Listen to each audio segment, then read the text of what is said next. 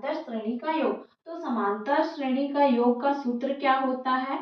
S n is equal to n by two 2a plus n minus 1 into d. ये हो गया हमारा सूत्र। तो s n is equal to क्या दिया है यहाँ पे? एन स्क्वायर प्लस 2n दिया है, तो यहाँ रख देते हैं n square plus 2n is equal to n by two 2a plus n minus 1 into d.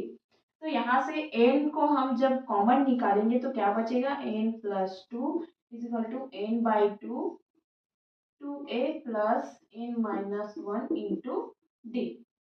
यहाँ से ये n और ये n कैंसल हो जाएगा, तो क्या बचेगा हमारे पास? 2a plus n minus 1 into d is equal to 2n plus 4। ये यहाँ जाके इन दोनों से गुणा हो जाएगा तो 2n प्लस 4 आ जाएगा। ये हमारा हो गया सूत्र। अब निकालते हैं पहला पद। पहला पद के लिए हमारे n की वैल्यू क्या हो जाएगी? n की वैल्यू 1 हो गई, तो यहाँ पे n की वैल्यू हम पुट कर देंगे। पहला पद के लिए क्या होगा? 2a plus 1 minus 1 into d is equal to 2 into 1 plus 4। तो क्या आ जाएगा? 2a प्लस यहाँ 0 हो जाएगा ये वाला टर्म, तो ये डी 0 से गुणा होकर ये भी 0 हो जाएगा, तो यहाँ पे पूरा टर्म क्या हो जाएगा?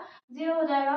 2a is equal to 2 plus 4 क्या आएगा? 6 आएगा। ठीक है, तो क्या आया यहाँ पे? 2a इज इक्वल टू 6, तो a इज इक्वल टू क्या आ जाएगा?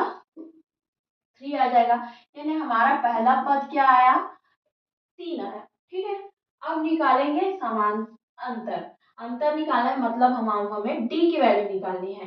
तो दूसरा पद के लिए हमारा n की वैल्यू क्या होगी? पहले पद के लिए n की वैल्यू 1 थी, तो दूसरे पद के लिए क्या होगा? n की वैल्यू 2 होगी। अब सेम इसी फॉर्मूले में रखेंगे तो क्या आएगा? 2a प्लस n की वैल्यू क्या है? 2 minus 1 into d is equal to 2 into n की वैल्यू क्या है यहाँ पे? 2 प्लस 4।